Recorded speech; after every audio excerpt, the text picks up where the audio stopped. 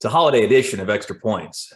It gets better every week, doesn't it? Guerin and Bill Haston of the Tulsa World coming to you to talk about what might be happening in our worlds and hopefully yours as well, mostly related to football. This being Oklahoma and this being the silly season, we have a coaching change at Tulsa. And so we'll lead with Kevin Wilson. We'll get into transfer portal madness that has hit all three of our schools of focus, TU, Oklahoma, and Oklahoma State. Any leftovers from the high school season. And if there anything else we need to get to down the stretch, we will. Bill, you said we might have us coach at Tulsa by the end of last week's show. In fact, that is the case. Kevin Wilson introduced to the TU crowd yesterday.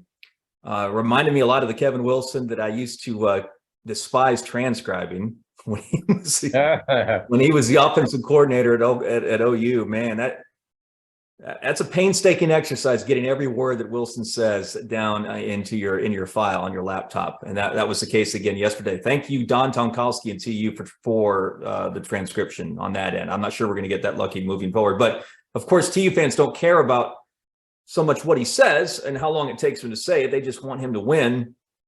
Any idea whether he'll do it? What do you think? I got to say, they with this hire, they went pretty much 180 degrees the other way from what I expected, which was much younger.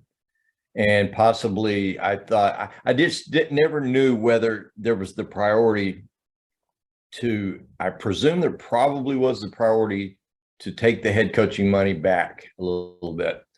Well, obviously, when you hire Kevin Wilson from a Big Ten superpower who's making $1.4 million to coordinate as we speak, he's not going to take a lateral pay situation at Tulsa. So I'm guessing he's probably making about $1.8 million, which is fine, or maybe $2 million even, which would be so interesting at that school for a head coach to make $2 million. But with regard to the makeup of the man, I thought they would hire a 41-year-old coordinator and not a 61-year-old coordinator, although I have no problem with him being 61. And the more I thought about it, college football, you used to hire a guy with this 5-year window in mind, right? That's gone. There ain't no 5 years. Give me a break. 2.5 maybe. Yeah, cut that in two. And I'm not saying that the life expectancy on a coach is less than 5 years. What I'm saying is your program will change 10 times in 5 years now. Yeah. So because of the portal and the right. But to me yesterday, the retention or get back into the program of Braxton was just about as big a story as and my jaw dropped when I heard that. You talk about Paul Harvey would have been proud of Rick Dixon on the way he weaved that story, and then the punchline at the end. I'm like, wow.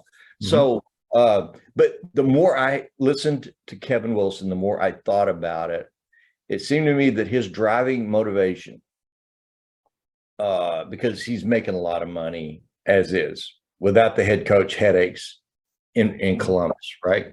Right. It just seems to me that because he's always been around, or he's been around Bob Stoops, and he's been around Urban Meyer, and he's been around Ryan Day, that it eats at him so much that he's viewed as a failed head coach, fair or not, right? At Indiana. 20 games under 500, I think will qualify that. Will qualify you as such. I heard a podcast with him when it became apparent that he was really involved. I looked, what in the world was that? Anyway, so I listened to a podcast involving Kevin, and he broke down the reason. This was long before a Tulsa situation started, and he broke down the reasons why Indiana didn't work. They were fair reasons, and it wasn't an excuse as much as an explanation. But I think this man is so driven to prove people wrong that he can be a successful head coach, and he's been dying for this second run to prove people wrong and to prove himself right. So I'm fine. I'm fine. It's just when the hire was finalized, I thought, I'm not a fan of it. The more that I've thought about it, the more I've read about it, listened to that podcast, and so I'm cool with it. I think he'll do a good job. And if Rick Dixon didn't really explain whether he said, "Hey, I got Kevin Wilson if you want to stay here and play for a Big Ten coordinator, a guy who develops NFL quarterbacks." I don't know. I mean, I don't know about that, but so I'm happy for TU that they seem to have. They certainly made a hire that they got the attention of a lot of people around the country, and that's important. So I would say they won the press conference, and now let's see if they can win the 2023 season and beyond. I think it's a leap of faith for both the coach and the athletic director, Bill. I think it's for Dixon.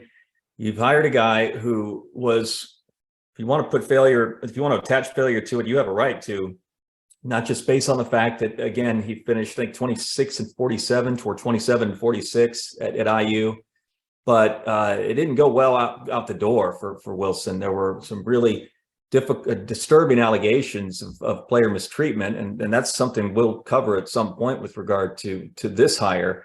But it's not just that he left the program not accomplishing what he wanted to do, but he left with a lot of rumblings about how he was managing his players and his staff, to be frank, if you go back and reread some of that stuff. So it's almost, if you're Dixon, you're getting, again, a proven dynamite offensive coordinator, but a guy who just didn't fit. The head coach did not fit.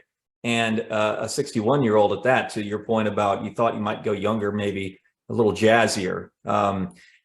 It's a leap of faith. It's more a leap of faith for Wilson because he was able to cocoon himself at Ohio State from whatever went wrong at Indiana. Obviously had a lot of success as Ryan Day and Urban Meyer's assistant.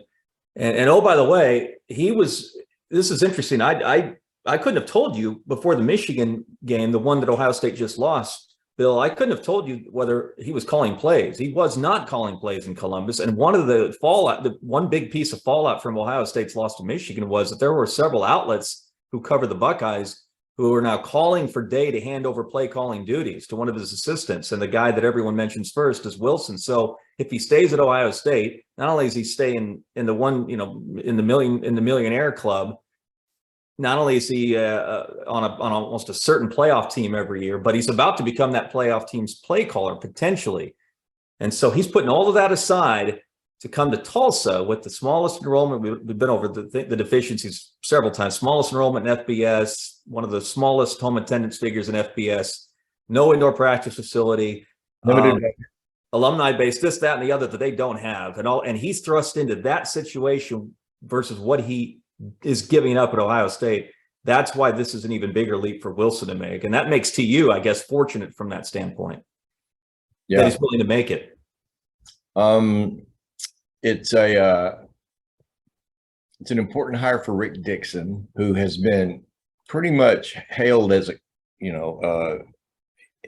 he's gone from having been fondly remembered to now in the last couple of years because he came at such a tough time for TU and has fixed a lot of stuff. Mm-hmm. Now he's like this Mount Rushmore figure all of a sudden at TU, and so no, I mean there's a gamble in hiring Kevin Wilson, but like you say, you had a ringside seat for what he did with Sam Bradford at Oklahoma, and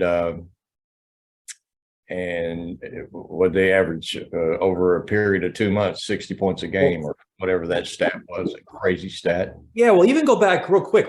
Go look at what Zach Kostock did as Northwestern's quarterback under Kevin Wilson, a guy that I don't know if anyone has heard of around here, but if you take 5 minutes and do a Google search on what that kid did with Wilson being the coordinator, never mind Bradford and then Justin Fields, Dwayne Haskins at Ohio State, Nate Sudfeld set all sorts of passing records at Indiana when Wilson was head coach. So, and I guess that leads us to Braxton, right? And to what potentially it can mean for a kid like him.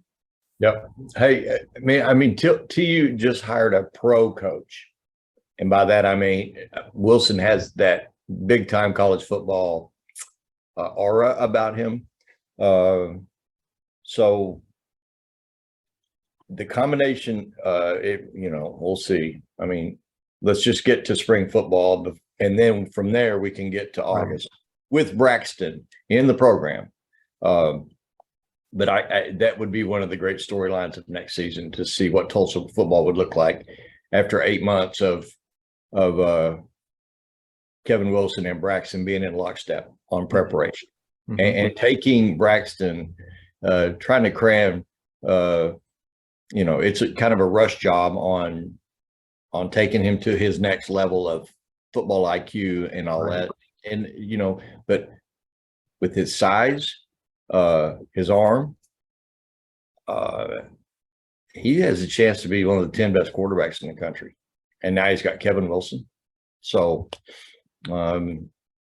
if you bundle the Braxton announcement with what felt like a pretty positive event for the Kevin Wilson unveil yesterday, I thought it was a great day for TU. Yeah. Well, there are going to be tough days ahead, even with Braxton back out of the portal. The roster is turning over, and you're seeing Justin Wright, in fact, just committed to Oklahoma State before we started the show. That's one of your best tacklers. You're sort of your anchor in the middle of that defense. That's Anthony Goodlow, the one rock they have on the defensive line is in the portal. Kendarin Ray in the secondary is in the portal. Davis Brin is going to remain in the portal. I'm sure they pulled Braylon Braxton back out, but this is going to take. Wilson went 1-11 his first year in Bloomington. I don't think he's going to do that at TU, because I think he's going to be able to navigate a friendlier conference with the American losing Cincinnati, UCF, and Houston next fall, right? I think they're going to be more winnable games, even if it's a rebuild, a pretty massive one right out of the gate for Wilson. But there are things that are going to be difficult to navigate, and the portal does become as big a deal for him as it's going to be for Mike Gundy and Brent Venables. With all due respect to Philip, I just think that keeping.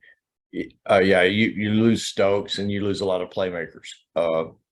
But I just think maybe that TU is a more attractive portal destination now, with Wilson and Braxton staying for playmakers. I mean, that's fair for sure. Absolutely. So, I mean, what you lose, there's a beautiful opportunity to gain for the net. To be pretty good for Tulsa with regard to playmakers. And then if certain guys on the defensive side see certain guys on the offensive side making that move to Tulsa, it could influence a guy or two. So, I mean, I got a text from an old friend minutes ago, and he says, the portal's ruining college football. And I said, it'll be like this for 10 more years. And then everyone will agree that there's got to be some change with it. And then it'll take 5 years to get it changed. But this is the way it is now. And, right. And you know what? Monday was such a crazy first day of portal activity. And at like 3:30, at like noon, I looked at the portal tracker, and there were about 380 guys in it. And I didn't look again until about 3:30 or 4. And there were 660 guys in it. Right. And I just, I've got too much to do to keep an eye on this thing. Right. But, yeah. And then, I'm confident, I'm pretty confident though that Braylon Presley will not come out of the portal.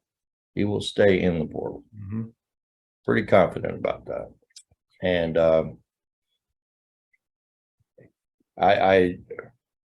what a first few days of portal activity for the Cowboys. First of all, I was surprised that Spencer Sanders hadn't already graduated and could just make a move as a grad transfer. But for Spencer Sanders to leave, I won't name names because I haven't verified it with the right people yet, but I was told that a couple of key Cowboys were on the verge maybe of leaving and have scored some nice NIL situations and it will not leave. So, but the Presley, I found out about that at about noon Sunday, and did some checking and some calls, and got the details, and so I can't say.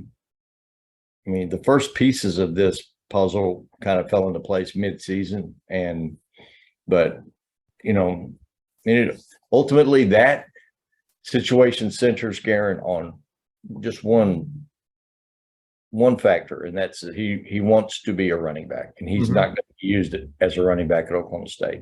That's it. And he's so determined to be a running back that he's willing to leave.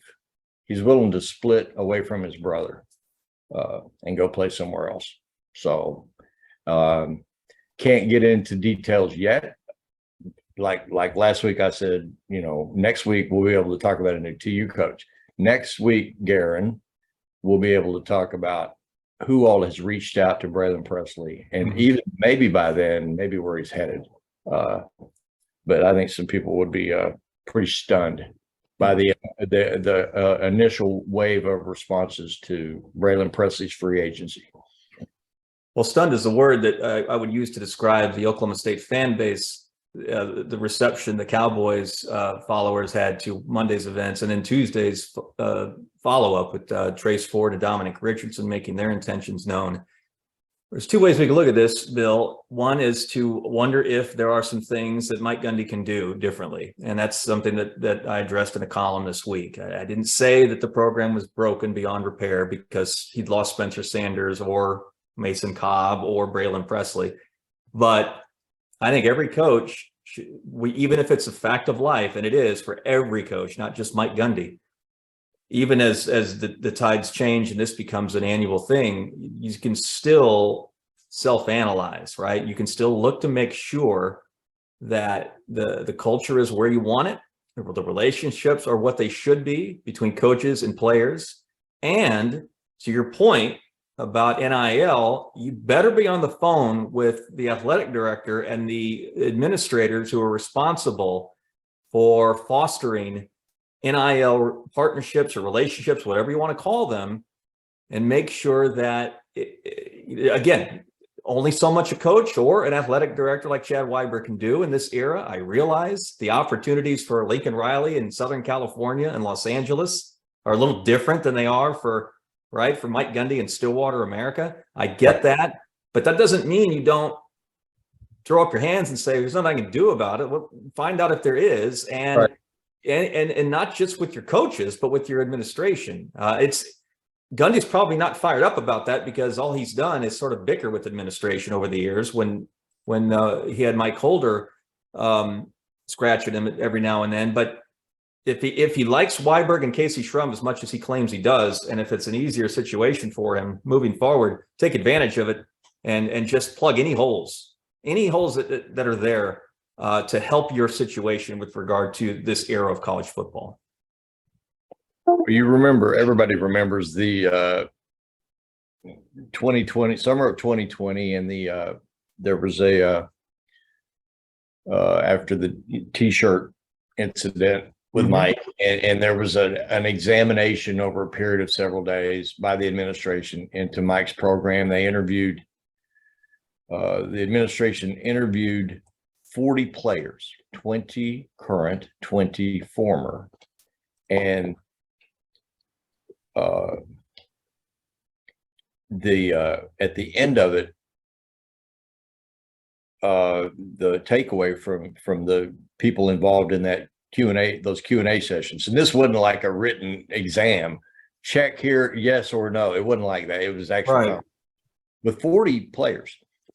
And but what and Mike Holder acknowledged this in a conference call, a memorable conference call, that the takeaway was that the problems we thought we might find weren't there. They weren't there. A problem we didn't expect to find was based on relationships, centered on relationships, Mike's relationship with the roster. And so two and a half years later, I mean, you hear rumblings that it's not that that's a problem again. It's just kind of, is today the way it's always been. And, I don't really, when I was on the beat at Oklahoma State, I didn't ever really sense that. I mean, there's always a certain distance between the head coach and the roster, right? I mean, it's not like they're I mean, even at Jackson State, as player friendly as Dion is, Right.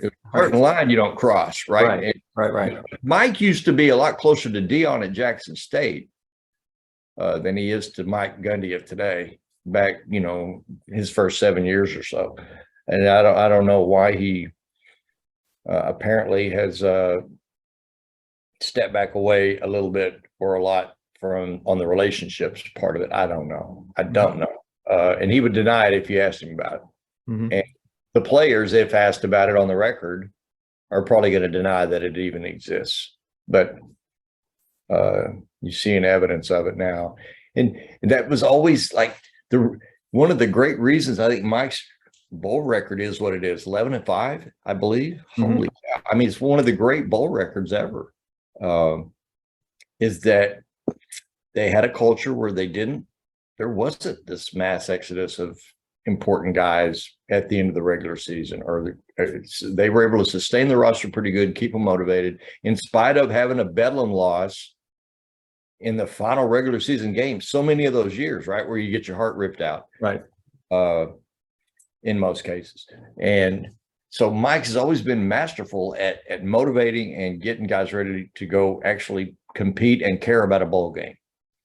And now this particular bowl game is going to be just about, I would love to know what the figures are on ticket sales for this one, because it just can't, although it's a desirable place to go, it's a great place to go, but the game itself, that has a chance to be a really rough experience for the Cowboys.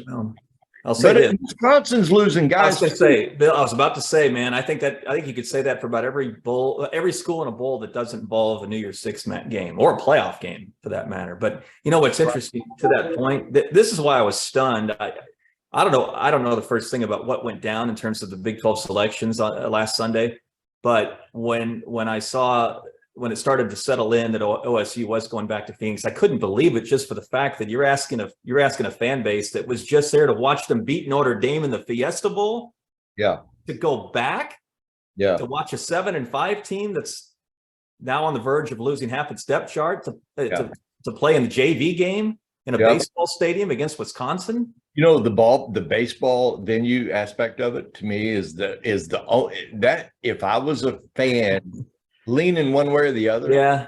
And that might be the tipping point to get me to go. It's just the weirdness and the uniqueness of that part of it. But Yeah, I mean, I like that they're matched with a Big Ten opponent. I'd rather see them play a Big Ten opponent than a lesser being, I guess. But you talk about the all-time wild card. You don't know what in the crap the roster's going to look like. no, for either team. By this weekend, never mind, by the 27th or 29th. Which game is on the 29th and 27th? OSU plays on the 27th. Okay, the Sooners play on the 29th. Yeah. Okay. Well, I mean, Wisconsin lost its coach. So, I mean, maybe that's the Trump. Well, they lost their quarterback before OSU lost Sanders. Mhm. Graham Mertz announced his intention to enter the portal while we were talking to Luke Fickell on Sunday during the Zoom conference. How about that for a moment? Right. You want to talk about a moment that encapsulates college football in 2022? There it was. Oh, by the way, Coach, your quarterback just announced he was going in the portal. Well, while we have you, would you care to comment on that?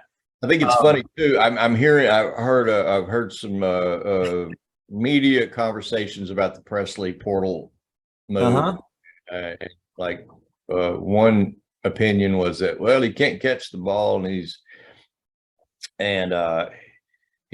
doesn't have good hands and he's too small to be a running back. And I just thought, this is just.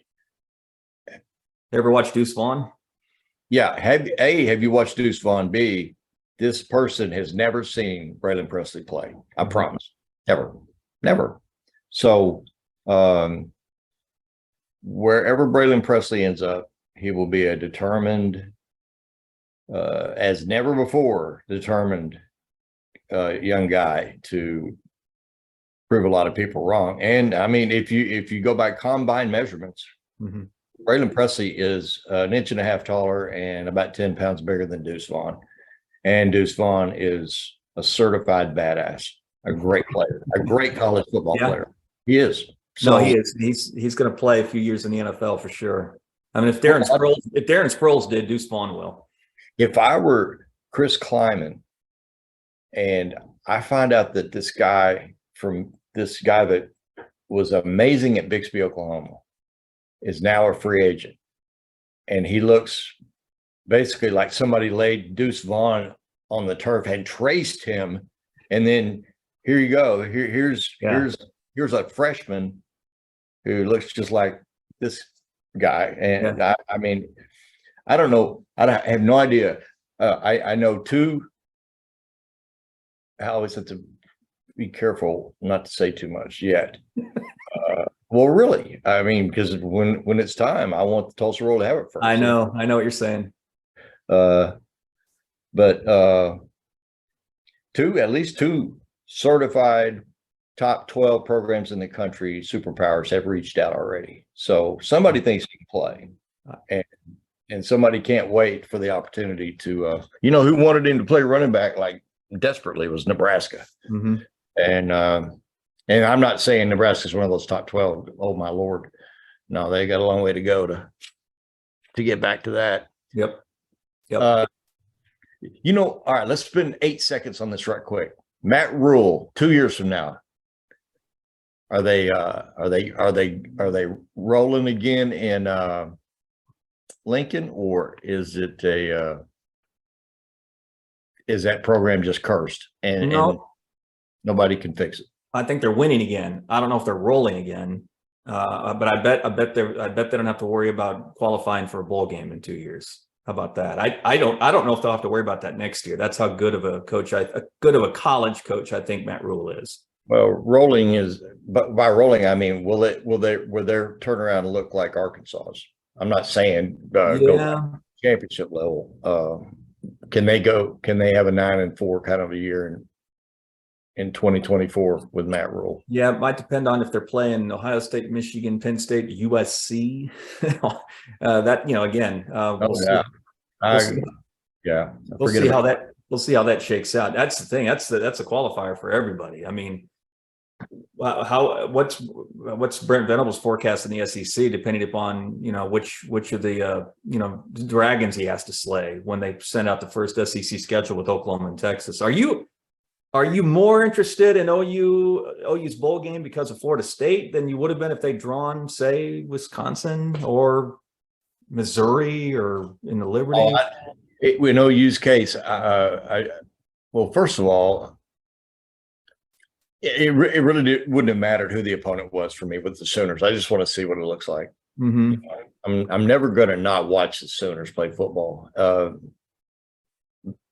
with great interest for obvious reasons. But in this game, which is it's really it's more of a kind of a this is just a Brent Venables game 100%. Because the roster is going to look so much different next year. So it's not like you're watching the bowl game to see, oh, baby, this guy here. Mm-hmm. This guy or this position group looks so much better than it did a month ago. Or because Lord only knows what the roster is going to look like. But this will be a great test, a great indicator of what Brent Venables can do in a period of 12 practices to breathe some life in the morale and to make his players give a damn. Yeah.